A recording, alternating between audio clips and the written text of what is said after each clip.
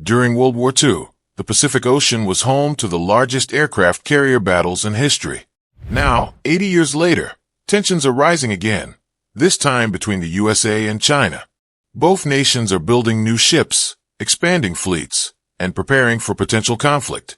The introduction of Ford-class carriers marks a new chapter in this race. Will the Pacific become a new cold, or even hot, war zone between major geopolitical powers? Let's dive into it. First introduced under the CVN-21 program in 2004 and entering service in 2017, the Ford-class carriers symbolize American power. Though similar to the Nimitz class, they feature hundreds of engineering innovations, justifying their hefty price tag of $12.8 billion for the ship and another $4.7 billion for research and development. The USS Gerald R. Ford CVN-78 leads the class with a displacement of 100,000 tons, stretching 1,106 feet in length, 256 feet in width, larger than 3 football fields, and standing 250 foot tall. The ship has become a floating city, capable of carrying up to 90 aircraft, including F-35s, Super Hornets, and drones. The U.S. Navy is even planning to increase that number to 100-plus aircraft in future Ford-class ships. Equipped with 2 A-1B nuclear reactors from Bechtel, which provide 25% more power than the Nimitz-class reactors, the Ford class is designed to last well into the 22nd century. It also features the Electromagnetic Aircraft Launch System, EMALS, replacing traditional steam catapults, allowing for less stress on aircraft and reducing maintenance costs by 25%, saving the Navy over $4 billion over the ship's lifespan. Landing is handled by the Advanced Arresting Gear AAG, which uses electromagnetic brakes instead of hydraulics, making it safer for drones, whose frames can't handle hydraulic stress. The Ford class also includes 11 advanced weapon elevators, moving munitions at speeds of 150 feet per minute, ensuring fast rearming of aircraft, something that used to take hours. The Ford class isn't just a technological marvel, it's a statement of power, and its capabilities signal a shift in naval warfare. Will it help secure U.S. dominance in the Pacific, or fuel rising tensions with China? Let's find out. Elevators designed to avoid crossing air-wing traffic zones didn't save the engineering team from thousands of overtime hours due to technical issues. However, today, they've evolved into a highly efficient technology suited for the Gerald R. Ford supercarrier.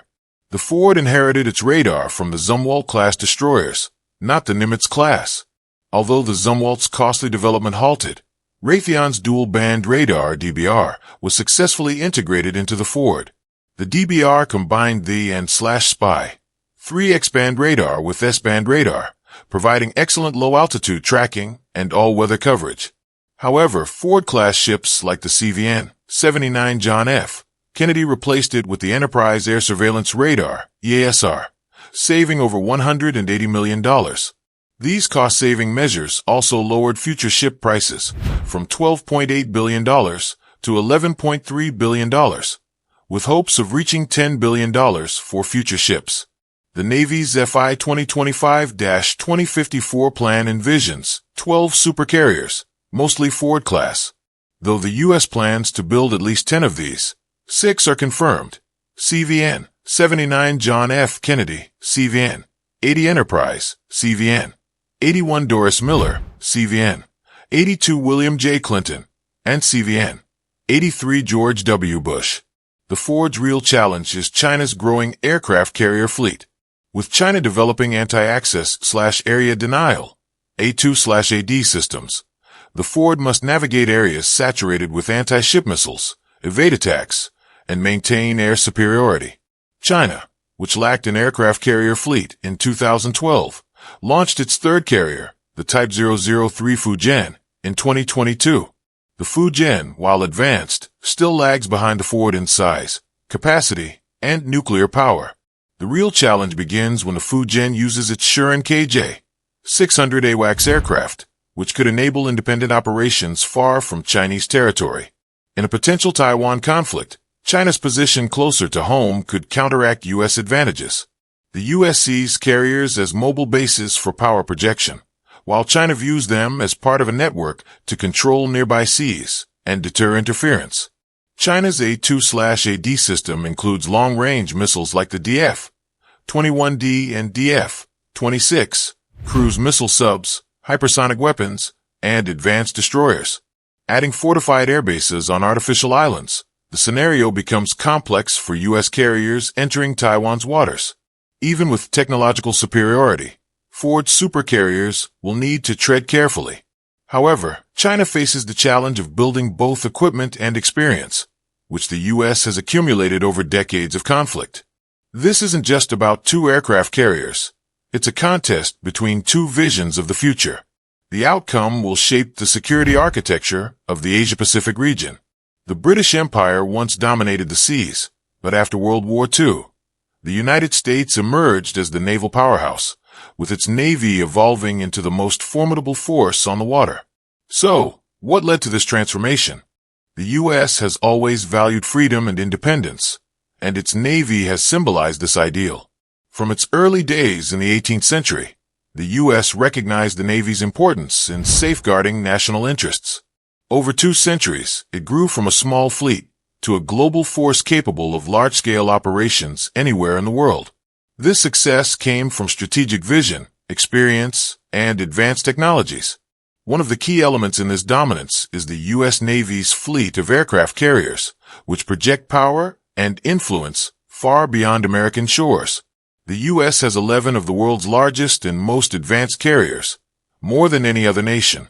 Starting with the USS Langley in 1922, the Navy continually improved its carrier technology. Today, it operates 2 classes, Nimitz and Gerald R. Ford.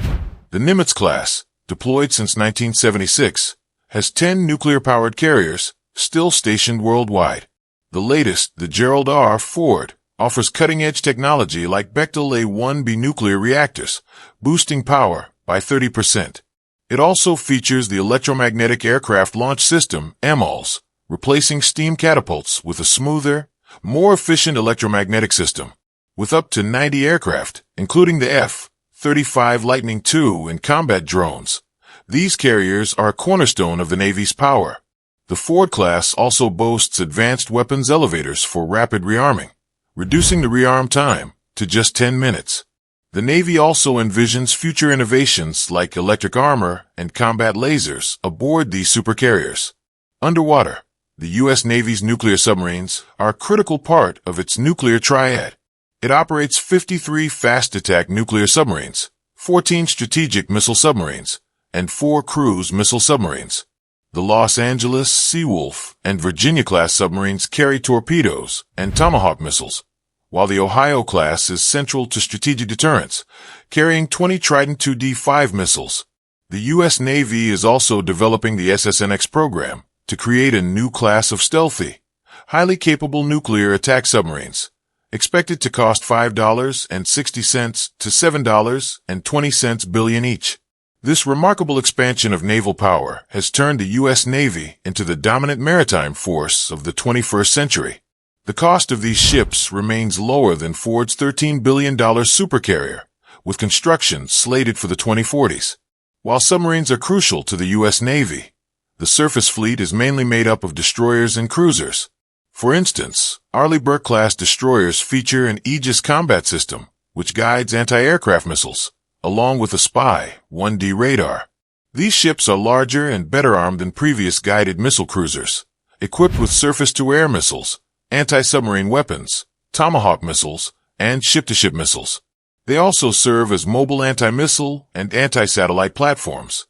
As of December 2024, there are 74 Arleigh Burke-class destroyers in service, with 19 more planned, and the total could reach 99. Additionally, there are 9 Ticonderoga-class cruisers, set to be replaced by DDG-X warships in the 2030s. These next-generation ships will feature advanced sensors and support powerful new weapons like directed energy lasers. The U.S. Navy's dominance in naval tech is key to its strategic power. This includes developing autonomous ships under the Ghost Fleet Overlord project, with vessels like USV Mariner testing new combat systems. The Navy is also accelerating the use of laser weapons, like the Helios system, which could eventually power lasers capable of neutralizing enemy missiles. However, cutting-edge tech alone isn't enough. The Navy's global presence and logistics flexibility are crucial. Military bases around the world, from Guantanamo Bay to Japan's Yokosuka, allow rapid deployment of forces. The Navy's extensive logistics network, including amphibious ships like the LHD, LHA, and LSD, ensures the mobility to respond anywhere in the world.